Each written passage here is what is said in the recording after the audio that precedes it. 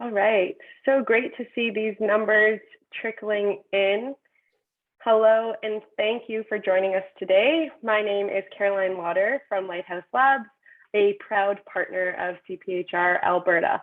I will be your host and moderator for today's session. To start things off, I want to acknowledge that we are living and working on traditional territories in Alberta of the many First Nations, Métis, and Inuit whose footsteps have marked these lands for centuries, including the people of Treaty 6, 7, and 8. If you're joining us from outside Alberta, I invite you to honor the land where you are today. We have Nicole Bourgeois from CPHR Alberta offering us tech support in the background for today's session. So if you are experiencing any issues, please communicate those to Nicole in the chat box. She has CPHR Alberta in her name as well, and she will do her best to help you out. Normally, she would be doing these introductions, but unfortunately, she has lost her voice and isn't able to do so today. CPHR Alberta will be sending you a follow-up email with the recording of this session. Please keep a copy of that email as proof of attendance for your CPD credit if you are a designated member. Throughout the session today, the Q&A box will be open, so please put your questions there for our panelists to answer, which we will get to near the end of the webinar. The chat will also be open throughout, so please feel free to introduce yourself on there, perhaps what province you're tuning in from and what company you're representing, and use that space for conversation with other participants. We will not be using the raised hand function, so please again add your questions to the Q&A box and we will get to those at the end of the event. Before we get started, I wanted to briefly introduce Lighthouse Labs. Lighthouse Labs is a cutting-edge leader in technology training and digital transformation. Established in 2013, we help organizations develop and empower their talent to excel in the rapidly aging age of technology that we have all experienced, especially in the last 2 years. In my role, I partner with professional associations to build role-specific training that will prepare their members for the future of work. As many of you have probably seen, we recently partnered with CPHR Alberta and other provinces across Canada to build a Data for HR course. In this course, you learn the basics of data analysis, how to handle HR data and identify important business insights, as well as present and tell a story with your data to members of your team. We're super excited to share with this group that today we are launching our cybersecurity training for HR course in partnership with CPHR Alberta, as well as other provinces across Canada. This group is actually the first to know of this course release, and we will be talking about the role of cybersecurity for HR professionals throughout the event today and sharing information on the course with you following the webinar. Before we get started, I'd like to give a big thank you to CPHR Alberta for having us today. HR is such an exciting field right now, and we're always excited to work with such a forward-thinking association. Without further ado, I'd like to hand it over to our speakers to introduce themselves. Matt, would you like to kick things off? I would love to, and thank you, Caroline, for the opportunity and the CPHR area. Pleasure. I've been looking forward to joining you today. I have a really weird, crazy bio, so I'm going to stick to the Coles Notes version. I do a lot of things. Matt Richardson's my name. I'm from Quinte West or Trenton, Ontario, Canada. And I do a lot of different stuff, including I'm a professor at Loyal's College in Belleville, teaching things, including for the HR program. I'm a speaker with the Human Resource Professionals Association, the HRPA, where I teach social media and internet background checks and precision recruiting. My professional background is varied, but what brings me here today is I've been trained through our Ontario Police College in open source intelligence investigations, internet investigations, and I've been using that skill to teach families and children and teens how to be safer online. More recently, I've been recruited into predator identification teams and units, and I'm an anti-human trafficking intelligence expert, dark web specialist, lead generation with affiliated agencies with official law enforcement relationships. It's not amateur hour. where I serve as a task force coordinator and a dark web analyst. The reason I'm telling you that is the skills that I've learned in that work, which is a part of my everyday life, are very transferable to HR. And today's topic, cybersecurity, a lot of the stuff that I've come to know about that, we will keep it simple, will not be the IT version, is learned from the dark web and the criminal elements themselves. So it's simple advice, but it is good advice. And with that, I just want to say thanks again for the opportunity. I'm looking forward to a fantastic conversation with you, Bronwyn. Thanks so much, Matt. And yeah, Bronwyn, go ahead. Awesome. Thank you to Caroline and Nicole for inviting me to participate in this. And yes, Matt, I'm very excited for our discussion today. So my name is Bronwyn Dunphy. I'm originally from Prince Edward Island and moved to Dubai after university, where I worked in academia for several years. And from there, when I returned to Canada, I started pursuing a career in HR. I ended up in the forestry industry, including pulp and paper, an Indigenous owned sawmill and trucking company. And finally, I've been with Tolko Industries, forestry manufacturing company since 2017, where I've had the pleasure of leading the HR functions for a mill restart in Northern Alberta. So I've worked for companies that have very little data to companies that are more progressive. So I'm excited to chat with you all today. Awesome. Thank you both for those introductions. Definitely looking forward to diving in. And thank you to everyone who's introduced themselves on the chat. Please keep them coming. So let's get started with some of the questions. And I think it's best that we start with the topic of today's event, which is essentially digital transformation. So let's start with Bronwyn. What are some of the biggest transformations that you've noticed in your role? And why have they become increasingly important for HR professionals, specifically as a result of the pandemic? Yeah, so there has been many transformations in my role, as I imagine many of you out there have seen. So first and foremost, we became public health administrators, essentially. We became IT and privacy specialists at our organizations. And most importantly, we had to learn how to be effective in our roles remotely because everything went digital. So the increasing use of technology for HR functions, such as our engagement focus groups, our onboarding, interviews, performance management meetings. I work in a 24/7 industrial manufacturing environment where my key stakeholders are everyone from laborers to tradespeople, managers, corporate services. So it was imperative that we continue to build and maintain those relationships from a distance. And not everyone was technologically savvy. So we were relied on incredibly. So why is this important for us? It's because the pandemic has demonstrated how quickly our workforce, as we know it, can change. And in order to be successful, we need to be agile and proactive. Absolutely. And Matt, what about you? Your role is quite different from Bronwyn's, but how have you noticed your role transform as a result of the pandemic and perhaps some of the clients that you've worked with? And why is that important for HR professionals specifically? Well, and great question. And one thing that we definitely saw in my industry is an uptick that coincided with COVID, with the pandemic, in terms of online predation. Our kids are at more risk because we're online more. It's just numbers, more opportunity. As far as employees, we've made this grand pivot, from the office space where we have firewalls and an IT department and we have the infrastructure. We're working at home now from, in many cases, our own devices, in either way, certainly with less security, like cybersecurity, than we had in-house. So I do see that the criminal elements have identified the opportunity there.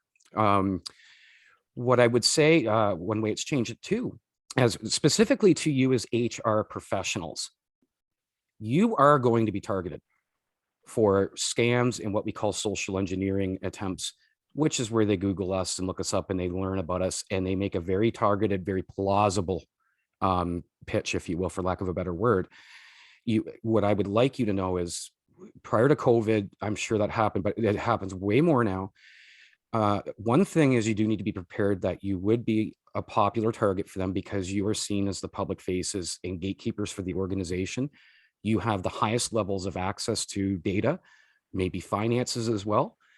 So what I've learned even in my role is to be more careful on platforms like LinkedIn and scrutinize emails, because I've been targeted with some pretty sophisticated techniques. So I leave it at that. As HR, you have a very sacred duty to your people that work with you, your company, and you owe it to yourself to just take extra special care above what the average employee would need to. Perfect. Thank you both. You both touched on sort of the two main topics today, which is the transformation of the use of data and also cybersecurity, which are two separate skill sets. But I think what we'll dive into today and what will become clear is that they really do go hand in hand. Perhaps we can start with you, Matt. Can you tell us a little bit more about how cyber and data interact and intersect? Yeah, and again, I'll keep it simple, but it's a very clear relationship, and it's probably obvious if you look beneath the veneer. We collect data on clients, employees, for a variety of reasons. When we collect the data, we are the custodians and we are responsible for protecting it. When we have poor or lack cybersecurity practices, we expose our organizations to great risk, breaches. The employees and clients can be breached from there, exposing them to risk. Our personal reputations as professionals and those of our organizations can be at jeopardy when these things happen. So for me, the strongest relationship between the two is collecting the data is one thing. If we are in the business of data, which we all are, we need to be equally in the business of strong cyber hygiene or cyber security practices, because we have the data. It is our responsibility to protect it and safeguard it. I like the way that you phrased that we are all in the business of data. I think a lot of times in these discussions about the future of work, we talk about these things as if they're in the future, but they are certainly right in the here and now. Bronwyn, can you elaborate on how cyber and data interact and intersect in your world? How have you seen that come to life?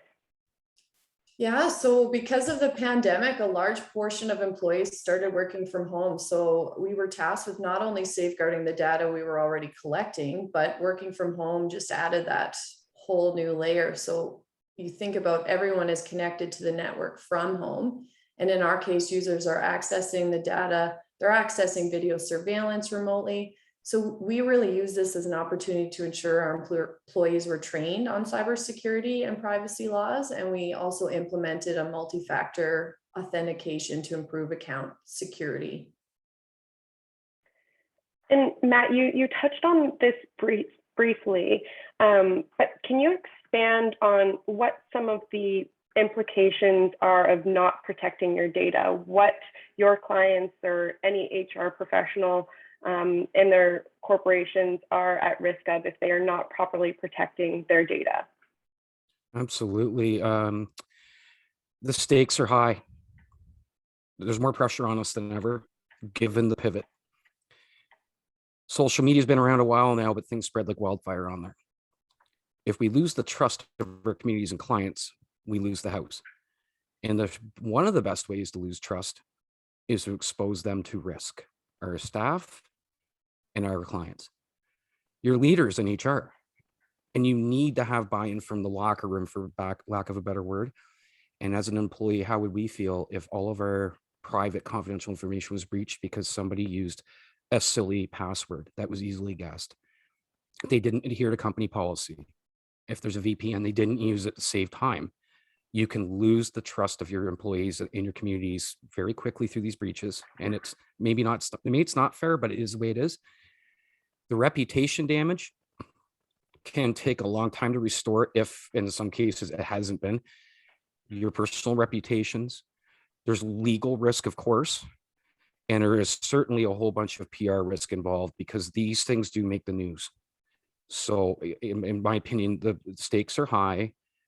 Now, it is a lot of responsibility, and it's not lost on me. And I know how much you have on your plates. I know. The good news is that there are really simple, practical ways. I'm not an IT guy, and I can do it. You can do it. So there are really practical, user-friendly, HR-friendly ways of protecting that data, our reputations, and our organizations. That is good news. That might be a really great time for you to perhaps highlight some of the measures that you suggest clients take to protect the data that they are in charge of. Okay, the first line of defense is strong passwords. Most of the time when there's a hack, it isn't like on Criminal Minds where there's like a criminal mastermind hacking with expensive tools and advanced coding techniques. They usually just guess their passwords. I know this because I see them talk about it. And I see where passwords end up on the dark web when they get leaked. They end up for sale for Bitcoin. The weak link is the human element. And it's not that we're not intelligent. Maybe we don't know enough. That could be fixed with training. And we do as people tend to cut corners sometimes. It's human nature. They rely on that. You're going to use a easy to remember password. You're probably going to recycle it. So if I figure out your Instagram, I'm getting your work one, I'm getting your banking. Passwords, not first line defense, no exception. There are password manager tools. One is named LastPass. That's the one I use, but I'm not recommending any particular. Lots of good options. They give you the ability to auto-generate super complex passwords and save them in a vault on your device and do quickly and easily do a unique one for each account. So that is the first thing for us. The second, MFA, multi-factor authentication. I have a personal experience where I almost got hacked. They played to my ego as a public speaker and a public personality. They social engineered me, and they played to my ego, and they did get me. See, I'm not embarrassed to say it, and that's the other thing. If something happens, just go and disclose it. It's not that you're not a good employee. It happens. It's getting harder. I did change all my passwords because I figured out what happened on my phone in a parking lot getting groceries, right? And I did enable multi-factor authentication, and I got an email that night. Someone logged into my Facebook, like they had the right password, but they didn't have the code on my phone. So the passwords, multi-factor authentication, and the third one is as easy as it gets. Listen to your experts in-house, follow the policies, use the tools that are given to you. And one more. Be careful. We tend to respond very quickly to emails because we have so many of them. It's not my favorite part of my job either. An Apple employee, a really good employee, very smart employee, hardworking, was tricked by a spoofed email to wire $15,000 to a vendor at the behest of the project manager. And they had the right name. They spoofed the emails. If you have any doubt, check it out. That's my best advice. If you have any doubt, check it out. That's a great one. And I think you also touched on something important there, where if you are victim to one of these instances, not being ashamed to bring it forward, I think is something that's not talked about enough, but a really important piece. Bronwyn, I know that cyber has come into your day-to-day as well. Can you speak to some of what you've done in your organization, or what you've heard of how your employees can protect the data that they're in charge of? Yeah, so similar to Matt, the password protection, the locking of the computer is a big one. You know, when you walk around the office and you see people away from their desks and their computer screens are open, keeping your desk clean, locking your office door, because we deal with a lot of private data on paper. Cybersecurity boot camps are a big one. The company I'm with now sends out fake phishing emails, which I'm not pleased to admit, but I have clicked on one in the past. So it just shows that it can happen to anyone. I love that when in doubt, check it out. So it's just educating. When someone clicks on a fake phishing email at our company, we then re-educate, retrain, understand what data you're collecting and why, and how it needs to be protected. I think that's great, understanding what data you're collecting and why. And Matt, in one of our earlier discussions, you touched on, if you don't need it, don't collect it. And another thing that perhaps you could elaborate on that Bronwyn touched on was that transference from paper data to online data. Can you speak to the importance of that, and perhaps how individuals and companies can safeguard themselves in that process? Absolutely, and what I'm speaking to is from lived experience. One of the higher risk periods, beg your pardon, doing a lot of talking this week. Believe it or not, you can probably hear it. One of the best things that we can do is if you're going to collect it, make sure you have a purpose for it. The more data you have, the more risk, because it's just numbers. There's more opportunity because there's more of it. So I don't track anything I don't specifically need. And I think ahead, what do I really want from this? Okay, I want to know these 6 data points. I don't need the other 4. Then I design the instrument. If it's a survey, if it's a paper based, whatever, or it's a web form. As you mentioned, Caroline, one of the risk periods is the transference from the instrument, the collection, paper, web form, whatever, into our more secure environment or database or HRIS systems and the like. So number one, limit what we collect and only collect what we need, have a purpose for it. If you can't think of a direct purpose, you don't need it, don't collect it. Number two, the quicker we get our data from that sort of initial collection period, paper, web form, into the database, the less opportunity for it to end up in the wrong hands.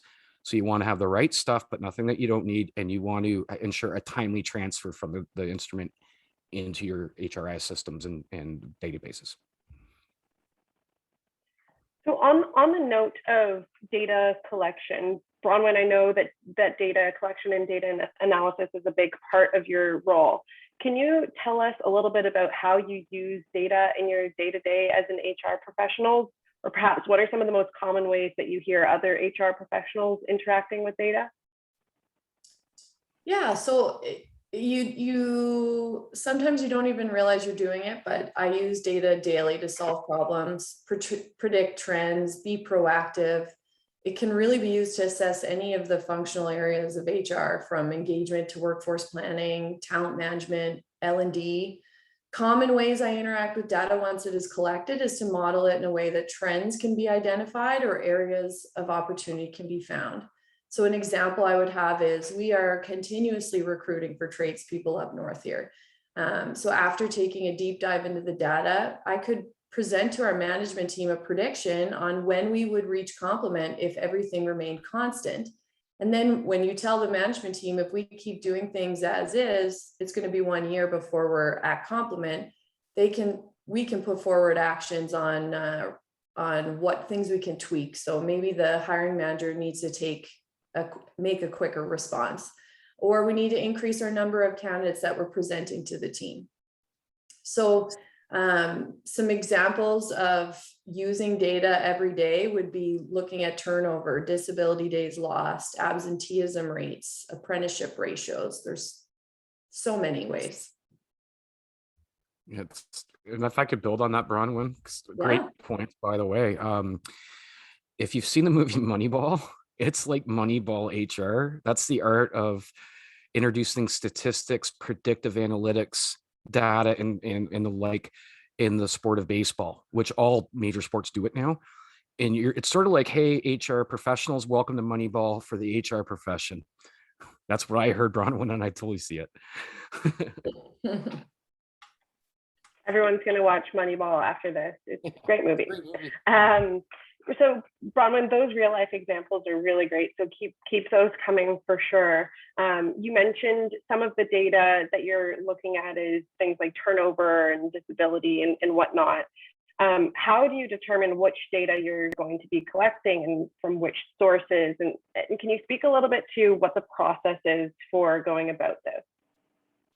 Yeah, so it's a difficult question because you can get bogged down in data, and you don't want to collect data, as we've talked about, unless you're going to use it. And especially if it is qualitative data you are collecting from your current workforce, because if you're asking for input from your employees, you need to address what you've received. It can be very disengaging if you do absolutely nothing with the data you are collecting.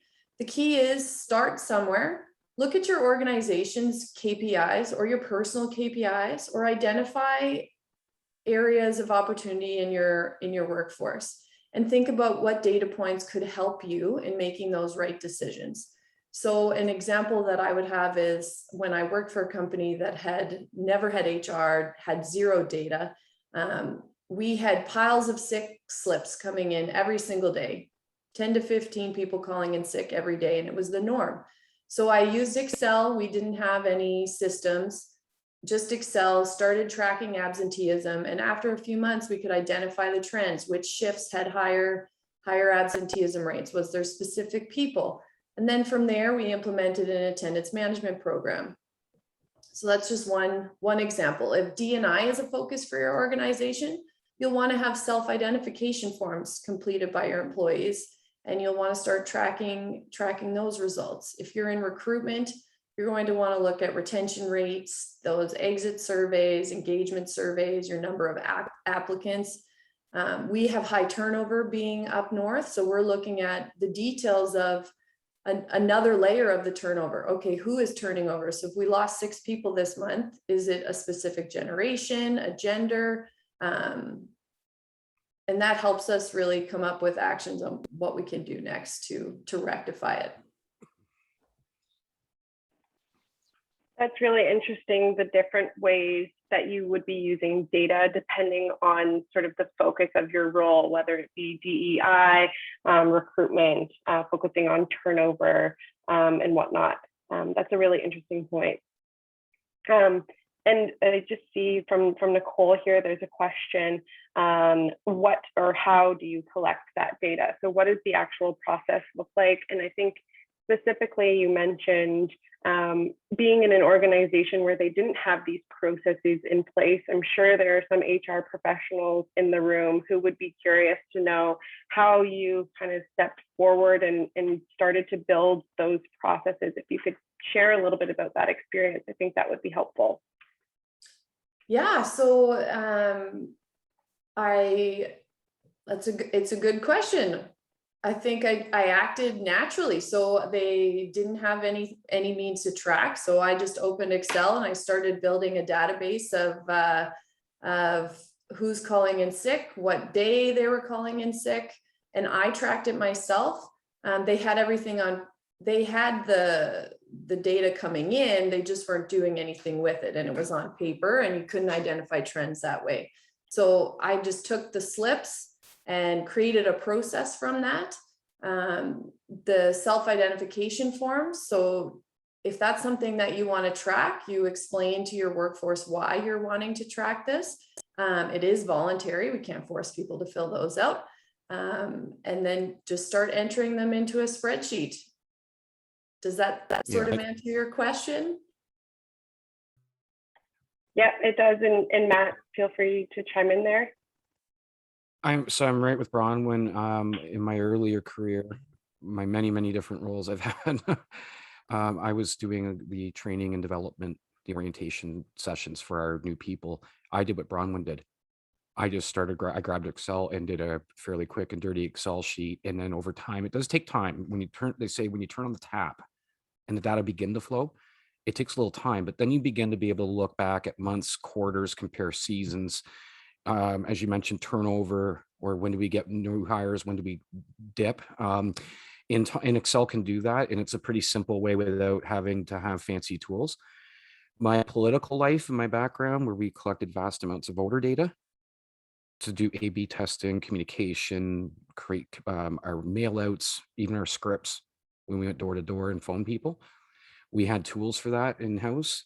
So if your organization has those, that can help. But if you are without those things, as Bronwyn said, you can do this with Excel and get deep, impactful insights.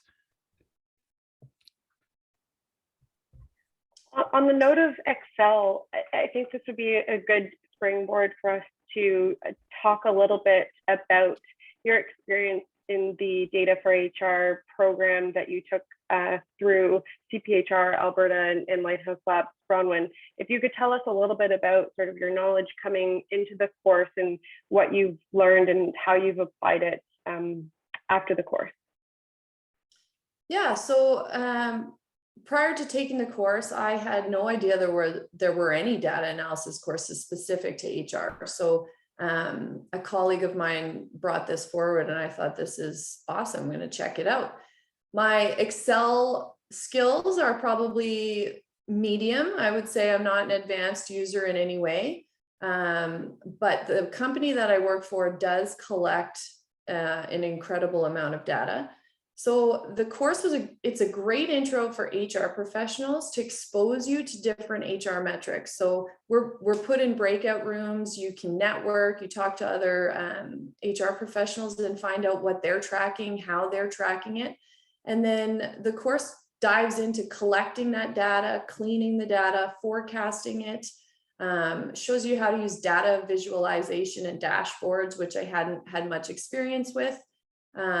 So it was a really good course. I would recommend it.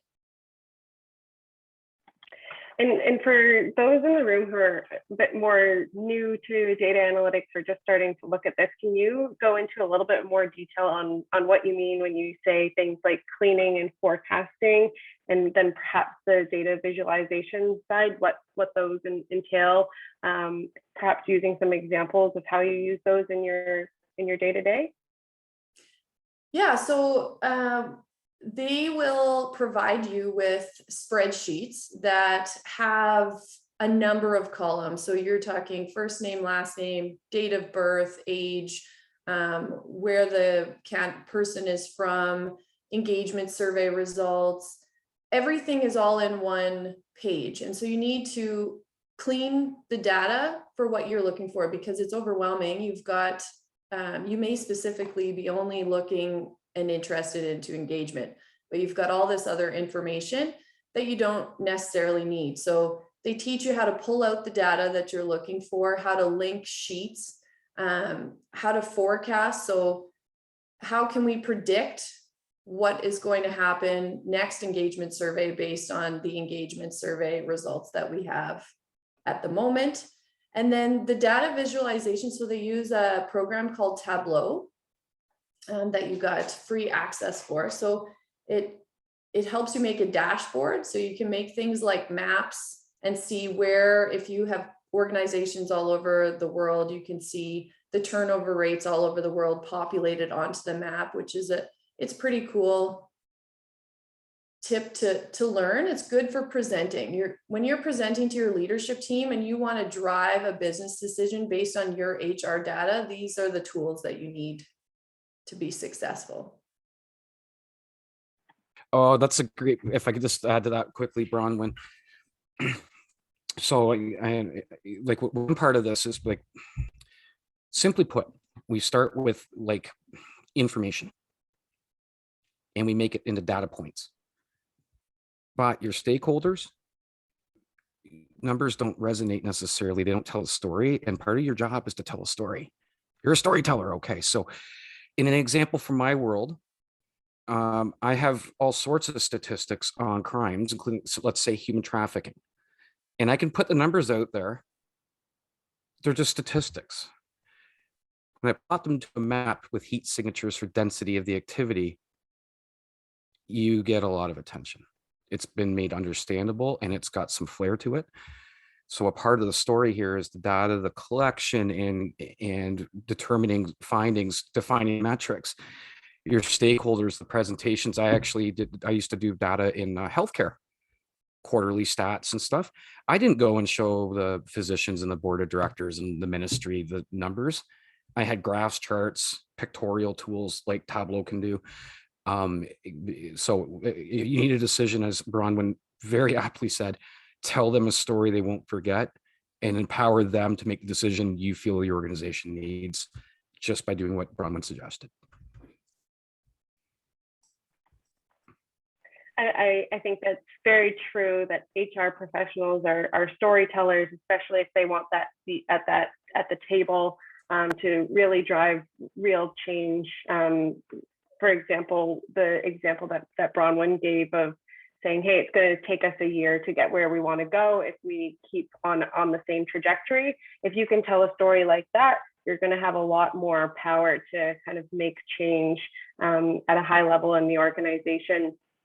On that note of thinking of yourselves as storytellers, what are some of the common misconceptions about data for HR professionals do you hear? We'll start with data and we'll get to cyber after.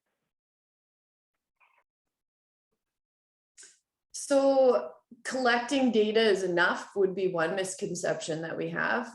We tend to collect data but not use it.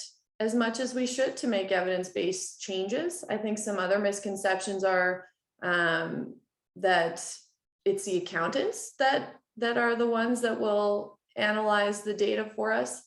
We don't need to be accountants to identify meaningful trends. We can do that. Yeah, I think those are my two. Collecting data is enough, and it's not. Matt, I'll get you to focus primarily on the cyber side, but is there anything you'd like to add on the data analysis side? It's such good advice. I'd be remiss not to.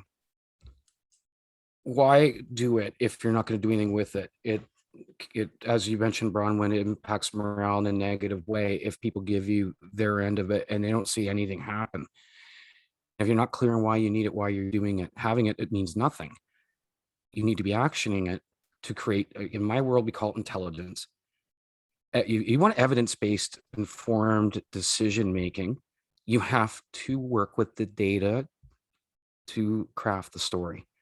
So part one is, what do I need? Part two would be, how do I get it? Part three is, what do I do with it now? And if you don't have an answer for what am I going to do with it, pause, hold off, and wait. Don't collect it without a specific purpose. No one wins. Not to mention the risk. You have it. Now there's a risk you didn't have before. If you're not doing it with it, why would you shoulder the burden? So great point. Cyber. Man alive, I get this one a lot. You aren't expected to be cyber experts. You have IT departments. Or you have an IT person. Depends on the size of our organization. Either way, you are an HR professional.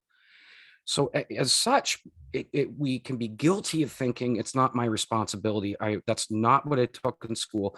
That's not my problem. It is your problem. It is a part of your responsibilities. You are the HR professional. You are, again, the face, gatekeeper. In many cases, you are the leaders of your organizations. We aren't expected to be experts by any stretch in the tech. We are expected to understand and appreciate our responsibilities within the organizational structure, to do our diligence, practicing strong cyber hygiene practices, adhering to those policies, and in our minds knowing, yes, this is my responsibility. Pause though. Where I lose people, or where people, not me, but where people get lost is it's too techy and geeky.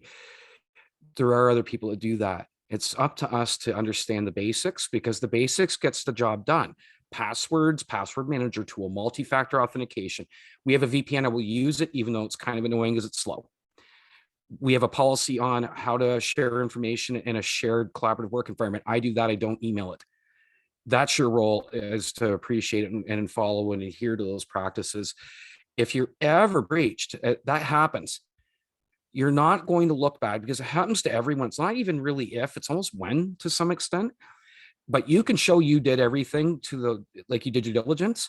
You protect yourself, and 9 times out of 10, you'll protect your company employees from breaches, just by acknowledging you have a role to play following suit. Absolutely. I mean, you both kind of touched on yes, this is your responsibility. And I think that goes for both data and for cyber. And I think, Matt, you make a great point that no, you don't need to be a data scientist or know everything about cybersecurity, but it is your responsibility to be able to speak the speak, be able to talk to your IT departments and ask the right questions to make sure that you are keeping yourself, your company, and your employees as safe as possible. And one thing I'll mention, if I may, just quickly, is you get breached. It's a very different matter if you have strong passwords, you're using the tools, and it still happens, or we get social engineered because you've done everything and we're not perfect. That's defensible. If you get breached because you use password 123 on all your accounts, good luck on that one. You won't win that one in a court of law. Okay. So I guess where I'd leave that is, know your role in the equation and know only that part. You aren't responsible for the whole thing, the architecture and software and coding and that. Know your part of it and do your diligence in your specific part of the equation.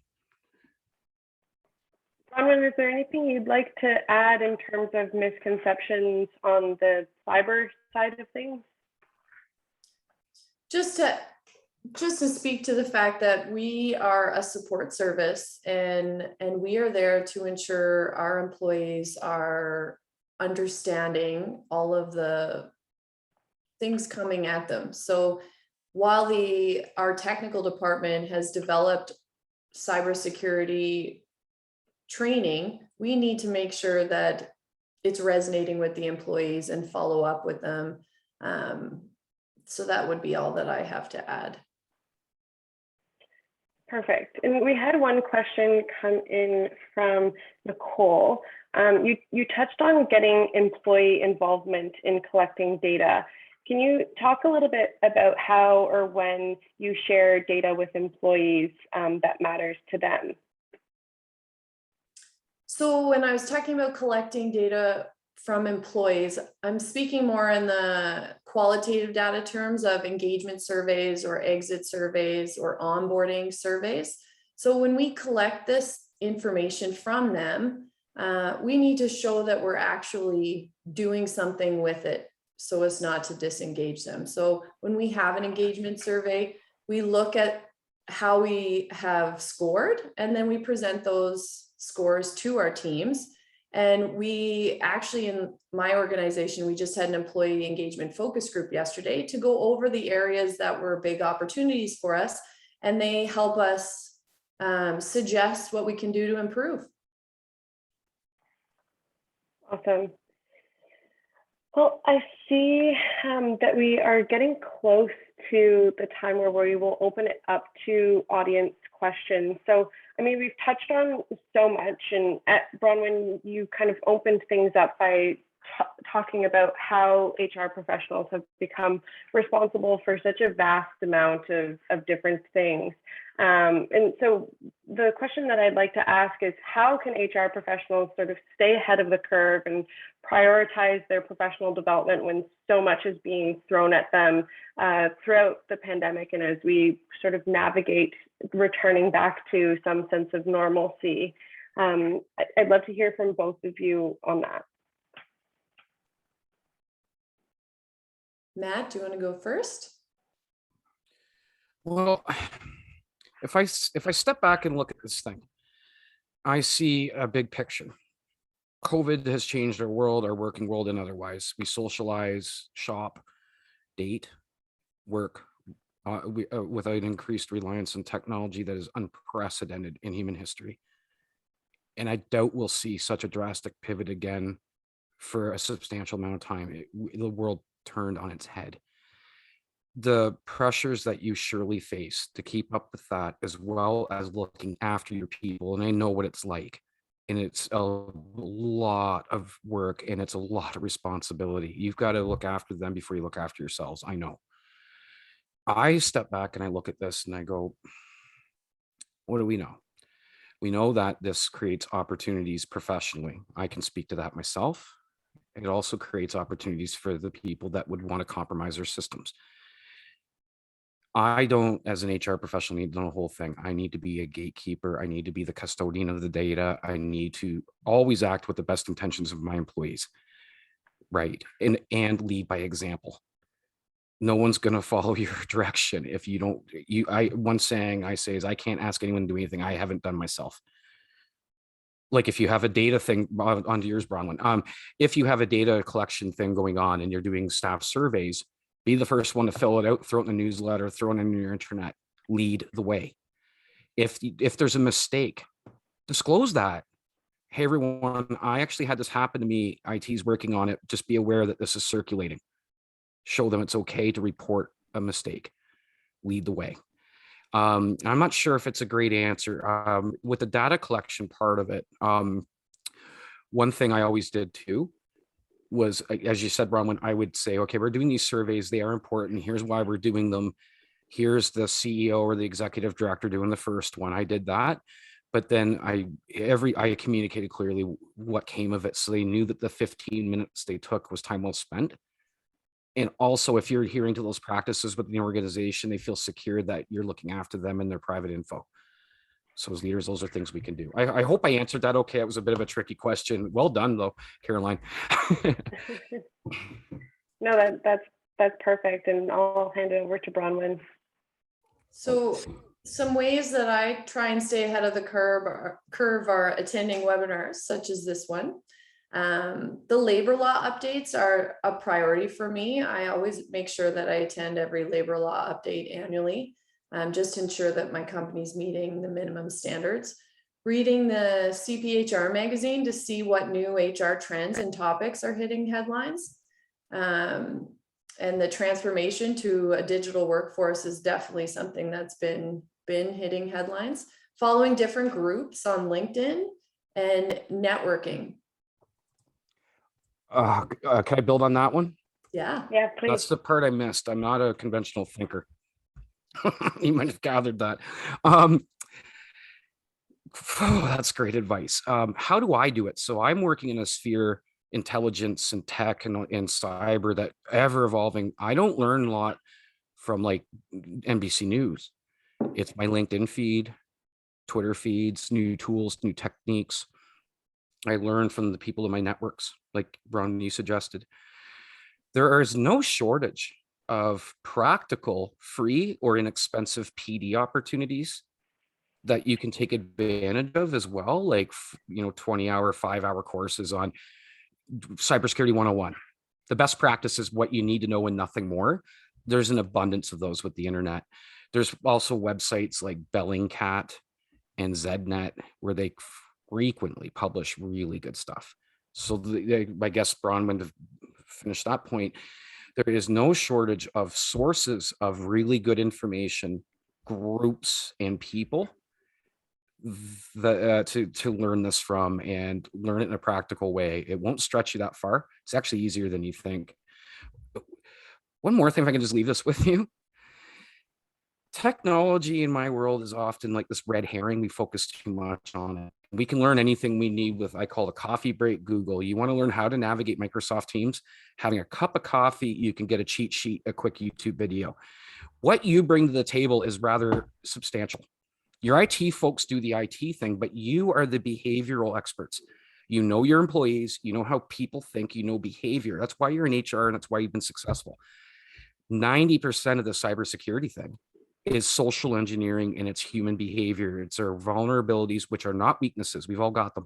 And knowing how to spot people that might be trying to manipulate us and educating those around you on those behavioral aspects, because the weak link is the human element. You aren't weak there. You know behavior.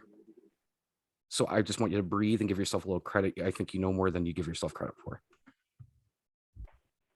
Absolutely. I think a lot of brilliant ideas and outcomes come from that intersectionality of technical brains and non-technical brains. And like Nicole mentioned, we will be sending out information about the data analytics course, as well as the cyber security training course that, like I said, just went live today. So I will open it up for Q&A in just a moment here. Please throw any of your questions in the Q&A box. Specifically, if you want to ask Bronwyn any questions about her experience in the data course, or if you want to ask me any questions about the cybersecurity course, or any questions or examples that you're looking for from Matt and Bronwyn, they are absolutely experts in this space. So please do add your questions in the Q&A. While we're waiting for those to come in, there was one other question, I believe more so for Bronwyn, that came in from Nicole.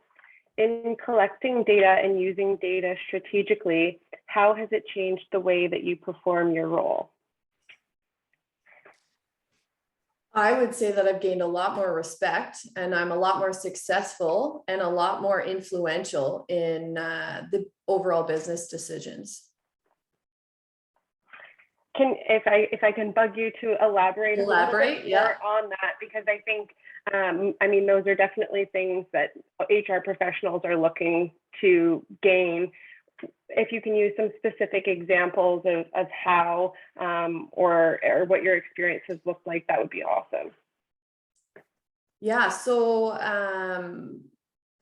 a recent example would be knowing our disability days lost helps us determine how much additional time we're spending on managing these, on case management, and has led us to decide whether we should outsource it, right? So we have that data to say, okay, each case takes about 4 hours of an HR professional's time to manage. We have between 2 divisions, 40 cases.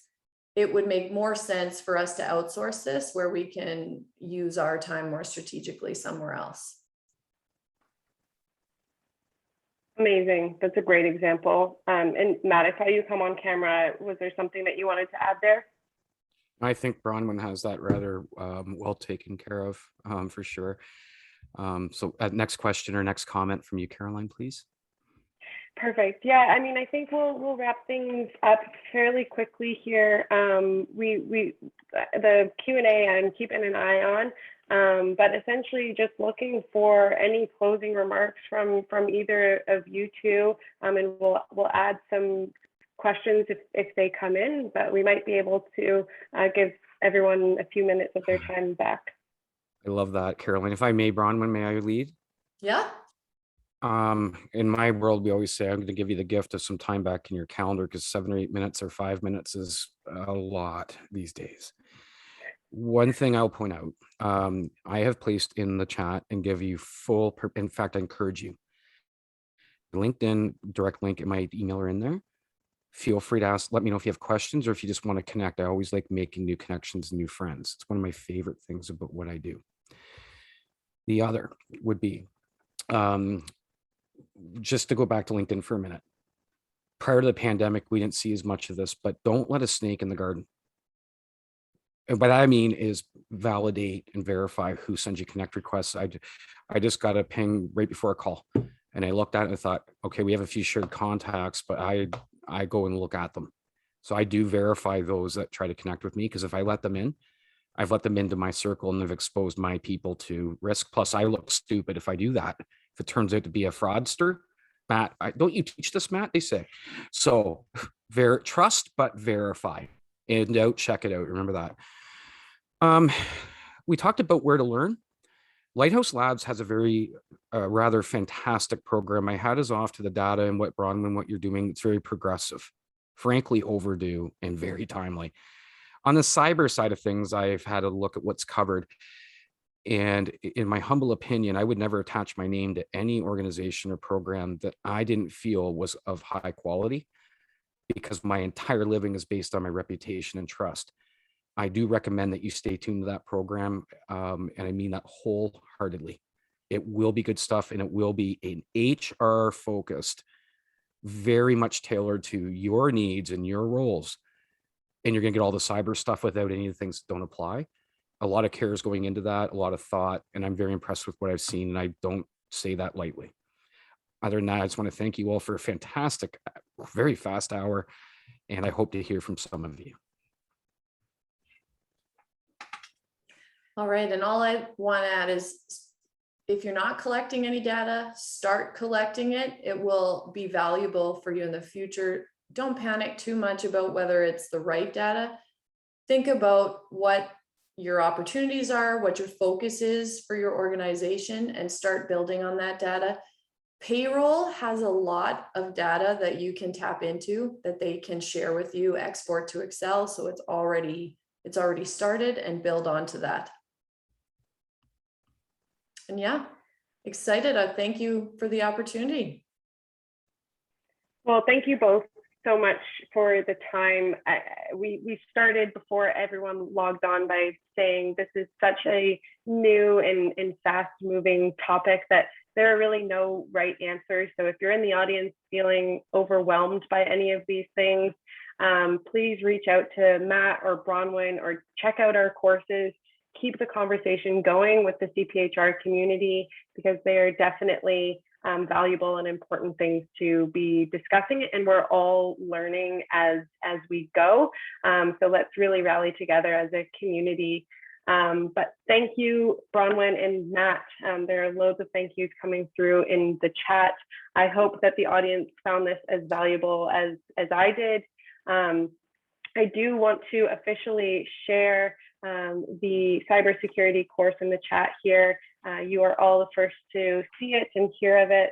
And it will also be coming out in the post about email. And one final thank you again to CPHR Alberta for having us today. We are thrilled to be partnering with you on data and cyber courses. A reminder to everyone in the audience that you will receive the post-session confirmation email. Make sure you keep a copy of that for your CPD credits if you are a member, and that will have all the information that we discussed today. So thank you so much for coming out.